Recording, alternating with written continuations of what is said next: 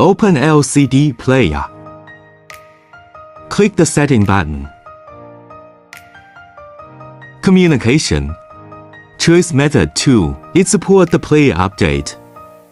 Restart the software when prompted after successful setup. Find the LCD player in the lower right corner of the computer and right-click on it to turn it off.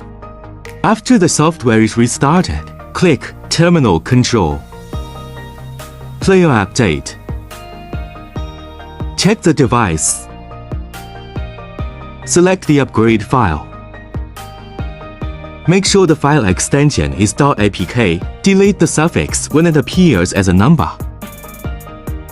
Click OK to upgrade.